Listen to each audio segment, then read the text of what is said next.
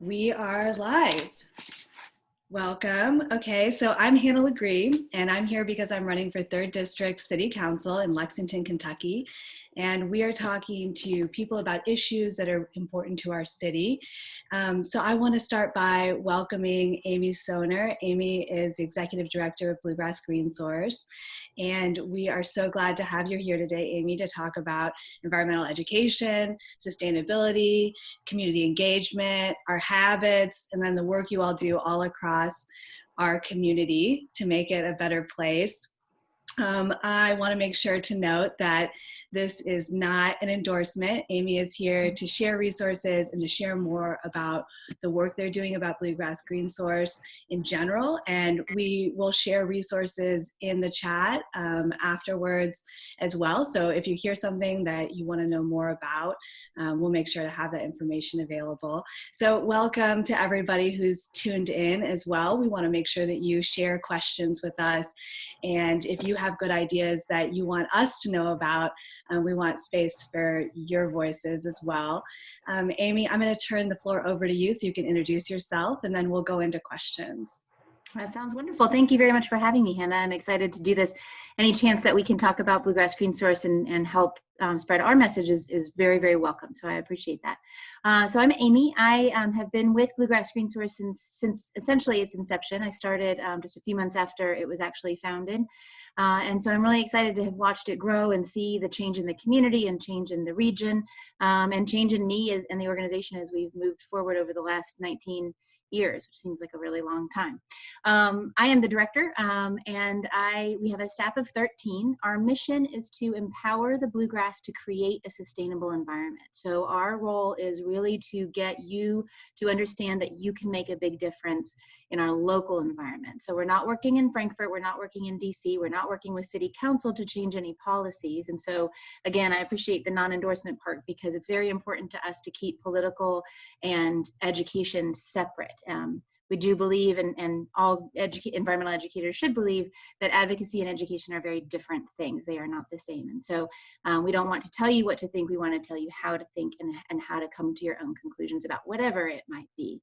And so that's where we really have found our niche, is that idea that we can speak to anybody. We have, friends who on the conservative and the liberal side who understand that taking your grocery bags to the grocery store is a good thing when it's not a pandemic, or biking more, or recycling are all good things, no matter what your political affiliation. We're all looking for the right path forward. And I think that we found that niche because there are organizations that do a lot of advocacy and do really great work on environmental issues, and they aren't necessarily listened to. And so we really want to be that voice that everybody can listen to and everybody can trust and everybody can believe. I like that. I think that's a really important part of your work, that you're here to engage all of the community and that you work with community members from a really young age all the way through adulthood. And so when you all are thinking about environmental education, you started in preschool with the work that you do. Tell me why you all start so young and what that education process looks like for the kids that you work with. Yeah, we have, in our whole history, have worked somewhat in preschool, but in the last maybe 3 years, we've really had a much larger focus. We've started a program called Junior Nature Explorer, and this is something that we do with preschools in our region. I failed to mention that we're not just Lexington, we're 20 counties in central Kentucky, so we really try and have a regional focus. A lot of our work is done in Lexington, but we do go beyond that as well. So the preschools, we work with preschools all over central Kentucky to do this, and it's really a neat program where we are getting little ones, little learners outside. 3 and above. Below 3 is a little bit beyond our capabilities and our interests, but 3 and above, because this is the time that they really starting to feel about who they are. Now, they're not going to remember that we teach them what a bobwhite quail is, for example. That was one of the focuses we had in the last couple of years was teaching about bobwhite quail, and they hatched bobwhite quail, and it was a really neat experience. But they're not going to remember that necessarily, but what they are going to remember is their connections to the birds, their connections to nature. We've also been working a lot with the teachers of preschool, the preschool teachers, and doing professional development for them. And that's been amazing because now teachers understand that taking their little preschoolers outside it's not just for play, it's also for learning. And so we have one preschool here in Lexington that understood how important it was and how much more their little 3-year-olds listened and paid attention, that they've actually purchased some benches to do out their morning work and their circle time outside. And so that's really exciting to me, because we want those little tiny people to understand that they are connected and to really like it. And we think that there's studies that show that that's when the environmental ethics are formed, or really in preschool and kindergarten and first grade, and it's not middle school and high school.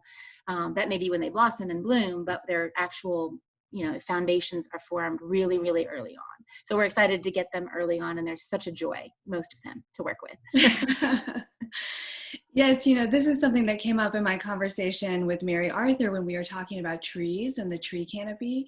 The idea of immersive learning and connection when you're young, and how influential having these positive experiences in the environment can be. That, as you were saying, children may not remember every intricacy of what they've learned, but they'll remember the feeling of being connected to an educator and to that experience and to the environment. It's so positive.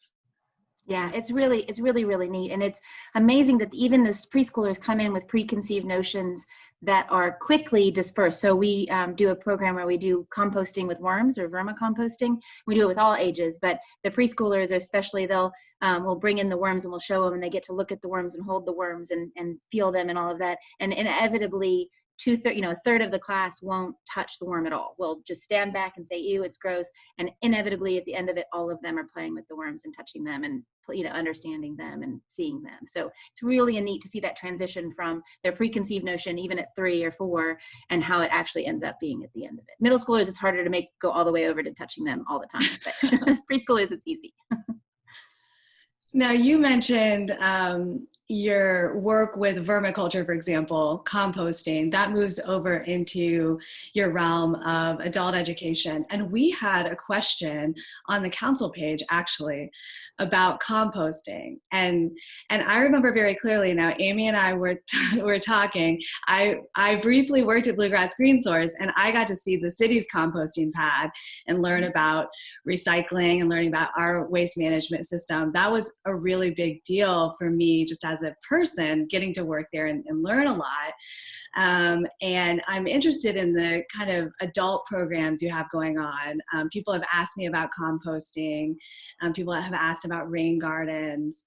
But what other types of programs do you all have for older learners? So most of what we do, so every year we reach more than 100,000 people each year, sort of face to face. And that's been our model for the 19 years that we've been in existence. Things have changed slightly now because we're doing things more online. And so I'm seeing you face to face, but not actually can't touch you. Right. So it's changed a little bit. So our programming now, we're doing a lot of online things. And you mentioned rain gardens, and I do want to give a plug. On Thursday at 3:00, we're doing a webinar on how to build a rain garden in your backyard. So Kara Sales is one of our educators, and she's running that one. We did riparian buffers or streamside buffers last Thursday, and then we're going to do sustainable lawn care next Thursday. So we have a sort of a 3-week series of water quality webinars that we've done. These were originally planned for in-person. So we do a lot of, like I said, 100,000 people, a lot of them are in-person interactions. And but we've changed, and it's been really interesting and fun and different to kind of do that. We also have events like Green Fest, which is one of my favorite events. We've postponed it now. We don't have a set date for it, but for the fall. Which is an opportunity for people to come and learn everything about, from backyard chickens to solar panels to energy efficiency to rain gardens. We had Lextran come. It's an all-day sort of a fair, a festival kind of thing. And we had Lextran come, and you could do a field trip on a Lextran electric bus and learn how that worked. So that's one of the ways that we do outreach. One of the things that's really hard with adults versus kids is that they're not, you don't have a captive audience with adults often. Even for this event, for example, you're just hoping people come and want to hear about Bluegrass Greensource, but they're not already there. With K-12 or pre-K-12, you have a classroom of 25 kids. You hope they all listen, but at least they're there. Adults is a little bit harder. So one of the things that we really try and do is the education piece, but that's not it, because you might you might know that you're supposed to wear your seatbelt, but you don't do it, or you're not supposed to smoke, and not you, Hannah, but somebody you might know those things. A person.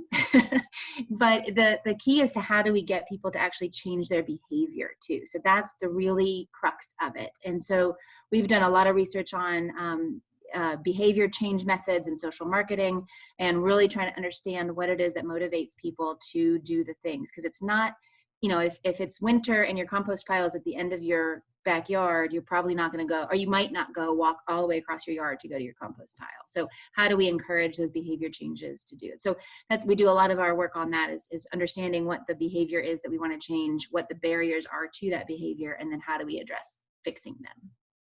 That's so important. And something that really stood out to me about your all's office was working there was that we printed very seldom. We printed on a lot of reused paper.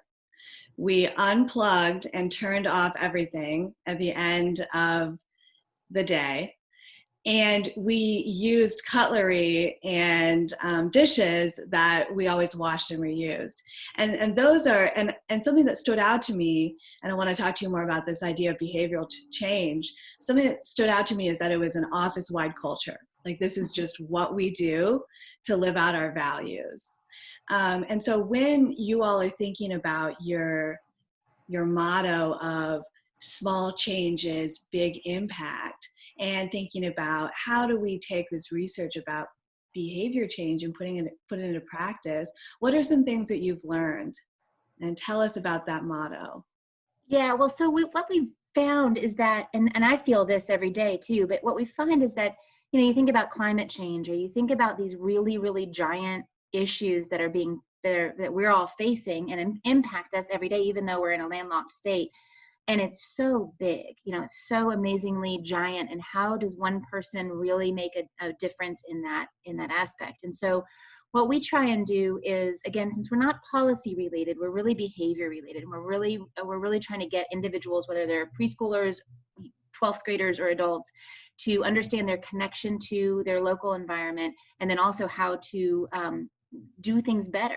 And what we found is that, one person who they think that bringing their bag to the grocery store isn't worth it, or picking up one piece of litter isn't worth it. And so we've really tried to make our mission to empower. That's why empower is the first word in our mission, and make sure that people understand that they can make a difference, and sort of break down these really big concepts like climate change, for example, into much smaller ones. So there's energy efficiency. For $12, you can buy caulk and a caulk gun and do your put caulk around your windows and save a significant amount of money and be warmer for $12, or for some small amount of money. Or for free, you can make sure that your water heater is set to the right temperature, so that you're not wasting heat energy and heating up your water all day long when you're not even using it. So just really trying to help people understand that there's small things that you do, and collectively they can make a really big impact. One of my favorite events that demonstrates this is Main Street Clean Sweep, and it takes place on Earth Day every year. Unfortunately, we weren't able to have it this year, but we have it planned again for September 19th. But this is an event that, for those of us that are in the environmental community, Earth Day is a holiday. It's a sacred holiday, and it's spent doing stuff outside and doing stuff, planting or whatever it is that you want to do for your Earth Day. But for those of us that aren't involved directly in the environment, and this year was the 50th anniversary of Earth Day, but you hear this, and if you don't have an outlet of something to do, you're more likely to just be despondent about it. And so, NBC turns their peacock green, and all you hear is Earth Day stuff, and whatever, recycle. And if in Lexington our recycling is down, and then you're like, well, this is ridiculous. I'm not making any impact here at all. So we chose to do Main Street Clean Sweep, which is really one of my favorite programs, because it takes place in 20 communities in central Kentucky. And each year we have more than 1,000 volunteers essentially on one day picking up litter. And last year was 8 tons of litter. So, you are part of a giant group of people right here in our community in central Kentucky, really participating, creating, and it really shows that you picked up a half a bag of litter, but your half a bag with everybody else's equals 8 tons of litter. And so it's really a good way to demonstrate, and it gives you something to do, some action, positive action, to really be a part of something really good. And it makes you then hopefully carry that on throughout the year. Yeah, I think this idea of a collective effort, and then being able to measure that effort, not just by oneself, but within the whole of a region, like what you're talking about is very powerful. And this idea of like the collective coming together, especially with something like Earth Day, but with many initiatives that you're talking about, you know, any kind of litter pickup that has a collective spirit, for example, can be really impactful for the participants and then for the community too. And it helps with that behavioral change, you know. Yeah. And something that you all also do is work with businesses. And we were talking a little bit about how that work has evolved since I was involved with it and over the course of your tenure at Bluegrass Greensource. Tell me what types of work you all are doing with businesses right now, what that looks like. So we have, for the last probably 8 or 9 years, really had a really good working relationship with businesses and really trying to get them to be more sustainable. We've done sustainability summits for businesses that focus on things that businesses can do to well, one, improve their bottom line, because we really try and look holistically and trying to and meet again where is the barrier? Is the barrier to sustainability that it costs too much, or is the barrier that, you know, whatever it is? And so we try and address that. So on the business side, we try and think about things a lot as far as cost savings or potential cost savings, or marketing potential as well. So marketing the fact that you've reduced your waste or things like that. But currently we have, we work in concert with the city of Lexington, the Live Green Lexington, the environmental services portion of the city. And we have a contract to run the Green Check program. And so this is a program that is now, I believe, in its 5th year. And each year we strive to get about 10 businesses to participate. So this is a very select group of businesses that are doing really amazing things. And we have an intense scorecard that goes over everything from their transportation policies to their recycling and waste reduction to their energy efficiency, and everything from their purchasing policy. So it's a really comprehensive scorecard that we go over and walk them through.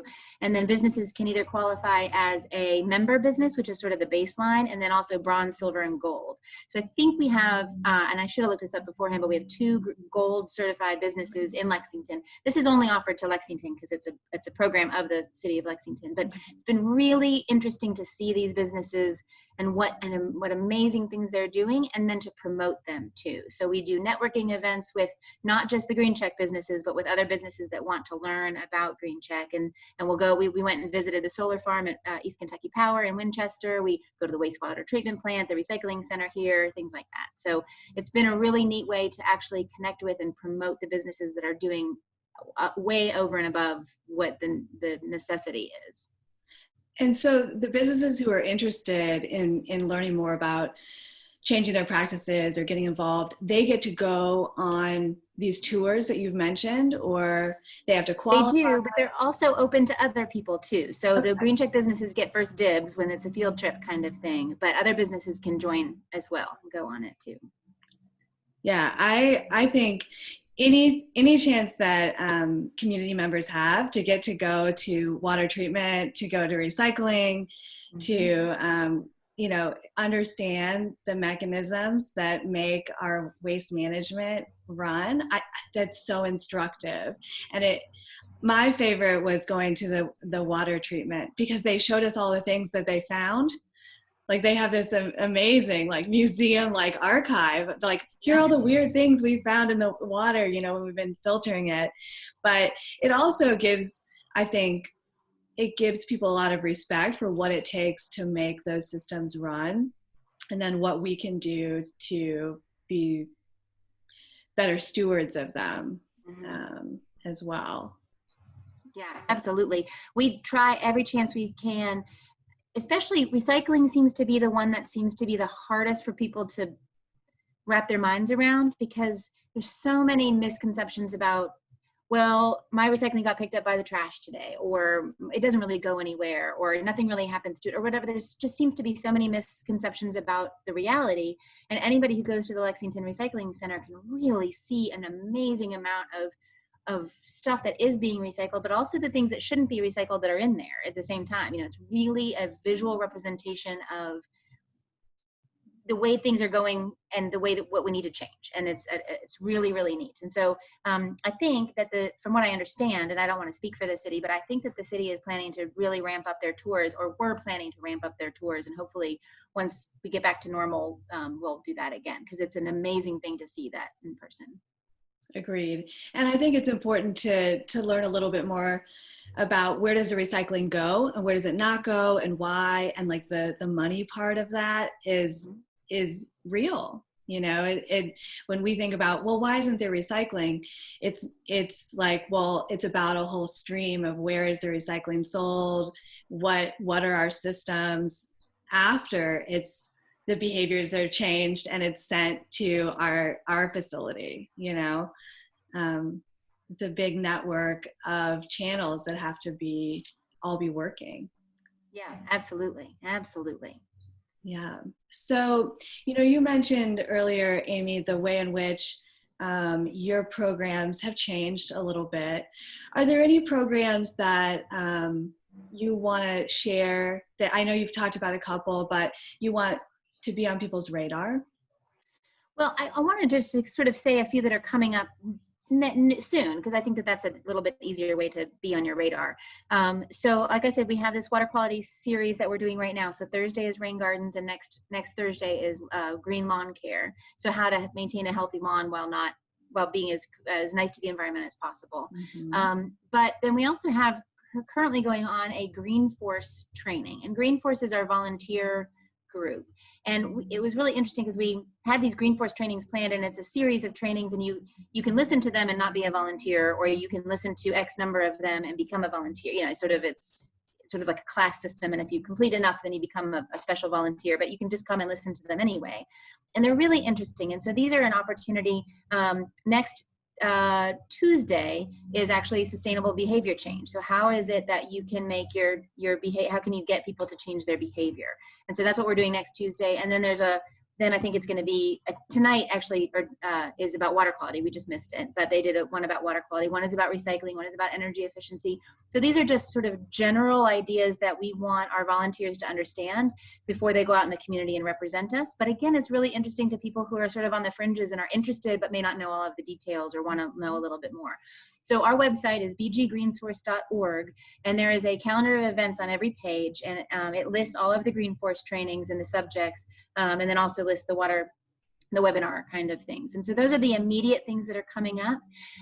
But, you know, this time has also made us be much more social media active. As, you know, like this webinar series, you and I talking may not have happened had this pandemic not come.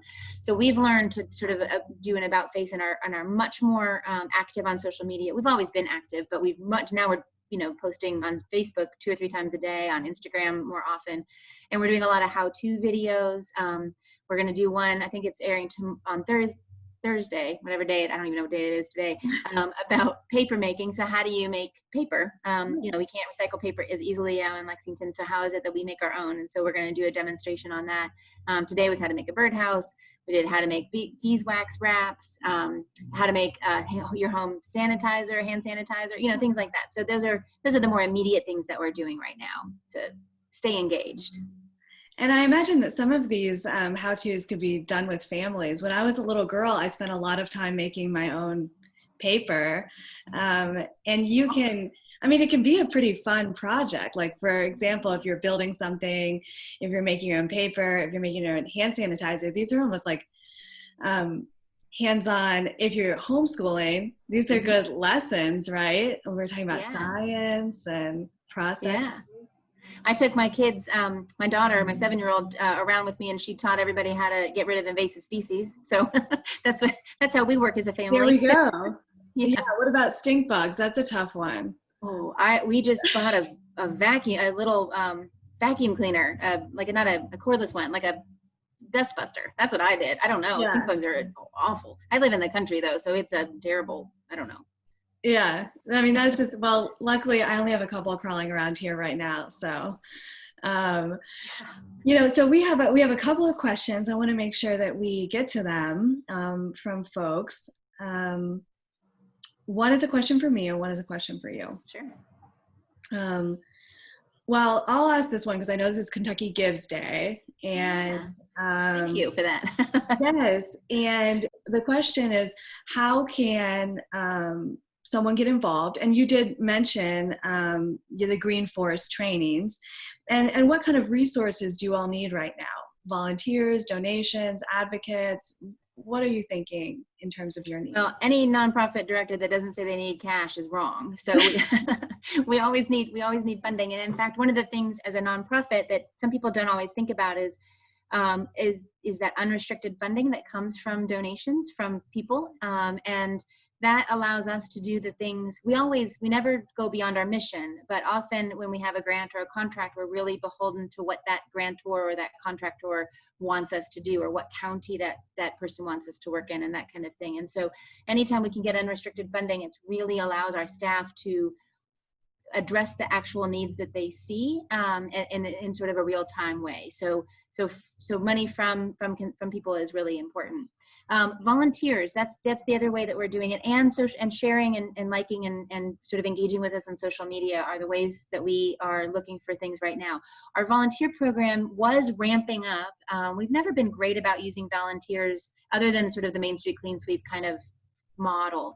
And so that's why we were really planning for this Green Force and to be really robust. So right now we're concentrating on getting a team ready to go, because one of the things we need a lot of help with often are sort of fall events or weekend events where we have tabling opportunities, and it's always nice to have two people, but providing two staff is sometimes really hard to do that. And so tabling opportunities for that. We have Green Fest. We're going to do that again this fall. So we need lots of volunteers for that. So volunteers for things like that. Right at this moment, we're not doing as many volunteer things because it's a lot more difficult. But we do have interns. We have 3 interns starting this summer, which is really exciting. And then, social media. So just engaging with us and asking questions and helping us understand what your wants and needs are. That's something we really want to do, especially, so this may be getting too in the weeds, but we were able to get some of the PPP funding that came out recently. And so that's really allowed us to kind of be more flexible and understand, really we're taking this time, we're doing a strategic planning process, we're really understanding what the community needs. So any way that you can engage with us, whether it's an email directly to me, which is completely fine, or engaging on social media saying, we need more of this, or are you offering this, or some way we can do that would be really helpful too. That's great to know, because I know sometimes people will ask me questions about some of the topics that we've discussed, and I try to send them to Bluegrass Greensource. But if people are really eager to learn about certain topics, it sounds like you all are receiving that feedback and trying to build it in a really intentional way right now. Okay. Absolutely. And now and for the future. So if we get a lot of people wanting to know about composting, then we'll definitely, we have a video on composting that we just did a couple weeks ago, so you can look at that. But you know, we can build that into our programming for the future too. Okay, great. And the question for me is about how I have advocated for the environment in my personal life, and how I will continue to do that work on City Council and what that will look like. Well, as I was preparing for my conversation with Amy, I thought back to the interview that I had with Bluegrass Greensource. And I remember this stood out to me. You all asked me this question, actually, in some way. You said, what do you do in your personal life that is environmentally friendly? Like, what are the habits that you already have? And, you know, I walk and bike as my main forms of transportation. And I try to be very mindful about when and how I use my car. And I also use reusable bags. I have a compost pile that I use, even though it's in the back of my yard. And I do have a garden right now. And yeah, I think in my daily life, I try to be thoughtful about how I consume and fixing things. And I think that there's always space to do better. As we were talking today, I was thinking about my family and how we spent so much time as a family picking up trash. And that I would like to continue to do work like that. I find it very gratifying, actually, picking up trash. And maybe I should do that thing that people have started to do called plogging. Oh, yeah. Yeah, where you're jogging and picking up trash at the same time. But I also try to think hard about maintenance of our environment, planting in a thoughtful way, and celebrating days like Earth Day as a major holiday and thinking about what have we done and how can we do better. And I think in city council, we're talking about promoting relationships with organizations like yours, building more sustainable systems. We're thinking about bike and pet initiatives, composting, environmental education. How can the city do more on that? That's a huge thing. And also making sure that when we're thinking about businesses like green check businesses, is the city a green check business? What would that look like? And maybe these are conversations you've already been having, but those are some of the things that I'm thinking about. And when we're building and we're incentivizing building, how do we involve standards like LEED certification?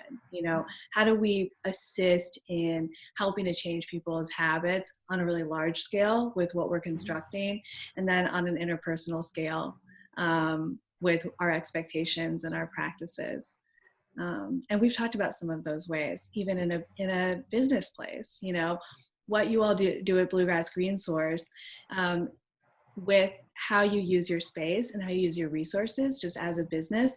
That's been very helpful to me as I've grown as an adult and have thought about how do we use resources even when we have more of them. Like, of course we should wash a fork, right? So that's kind of a combination. It's like, if we're leaders, if we are supervisors, how do we model those habits, and what, again, are the barriers to them, or the thought processes that create the barriers? So hopefully that has answered some of the question. Plus recycling is really important. We got to keep that going. So I guess that this wraps up our conversation. I don't see other questions, but Amy, this has reminded me of the world of resources available with Bluegrass Greensource and all of the communal work and partnerships that you all have going on. And you're right here in the 3rd District. Yeah. And Hannah, this is just one thing that you haven't seen because we weren't in our current office when you worked with us. But one of my favorite stories about our office currently, it's a warehouse, an old warehouse, and is that the walls were to be painted. And so the landlord asked us what color we wanted. And I said, well, let's go to Habitat Restore. And so we went as a team building activity to go make paint, because they take old paint and then they paint and then they bulk it and then they sell it as a fundraiser or as a selling source. But it's also a great way to get rid of paint that nobody needs anymore. And I thought, this is going to be the ugliest paint ever, but the story will be amazing. And so we went and we had just very creative, good people on staff, and they would stand there, giant bulking tubs. If nobody's done it, it's a fascinating system. But anyway, there's big, giant bulking tubs. And so we had 2 staff hanging up at the top, and they'd say, we need more yellow, we need more blue, more red, or whatever. And they would bring it in. And I was like, this is going to be the ugliest thing ever, because some of the paint was gross. I mean, it was just a really interesting thing. And I welcome anybody to come to our office when we're allowed to go back to our offices and look at it, because it's beautiful. We have a very beautiful shades of blue and green in our office, and as the paint color. You'd never know we made it. And it was really a fun project to do. So I was really happy about that. So please come and see our paint and everything else, but our paint color. Yeah. That's wonderful. And that's a great plug for reusing paint, which is something that people don't always think about, but that is an option at Restore. Yeah, absolutely. And one other quick thing is that you mentioned plogging. This is not Greensource, but I'm also sit on the Keep Lexington Beautiful Commission, and we've started plogging with John's Run Walk Shop. And John's Run Walk Shop has been a huge partner in this, and is offering free gift cards and all sorts of things at a variety of events. And then also the West 6th Running Club is going to be a part of it as well. And so there's t-shirts that say that ask me about plogging, I think is what they say, and we'll give out little bags. Not right, this all started and then we had to stop it, but pay attention to that if you're interested in plogging. Lexington is going to be the hub soon. And that gives you an excuse if you've been out running and you're not running very quickly, Hey, I've been busy with working on the environment. I Right. was picking up trash. I could not run any faster. Well, the first plugging event we did at John Donne Walk Shop, we had the most interesting piece of trash got a prize, and then the most trash got a prize. And so there were prizes for all of that. So it was good. And they I were love like gift that. certificates and stuff, and they were good prizes. Good prizes. Well, I hope Yeah. that we can return to that initiative, and I'll join in. It's more fun to plug with a group than by Absolutely. yourself, but equally important. Yeah. I also wanted to share with you all, just as we are wrapping up our conversation with Amy about Bluegrass Greensource, that next week the tables will be turned, and I am going to get interviewed. Ah, very So good. yes. So if people have questions that they want me to answer, they can direct message us on Facebook and send them in, because we want to hear what types of questions people will have for me. I don't want to be constructing all of the questions for myself when there are things that other folks want to hear about. So prior to next week, send us your questions and I will do my best to answer them. And if not fully answer them, then continue the dialogue with those who are interested. So we look forward to that. And that was meant to be the primary election day. So it's appropriate. And Amy, I want to thank you again for joining. This is a great conversation. You all do such good work in the community. Well, I encourage everyone to go to our website. Now that we're all home and bored more often than not, please go to our website. We have a wealth of information on there that you can just dig through and see all of our new videos and just the great information that we have. So I appreciate it. And I appreciate you inviting me to come. Anytime, any chance I get to talk about Greensource, I'd be happy to. Good. Thank you so much. And thank you to everybody who's tuned in today. And stay safe. And you'll see us again next week, next Tuesday at 6:30. So, All right. all right. Thanks. Bye. Bye.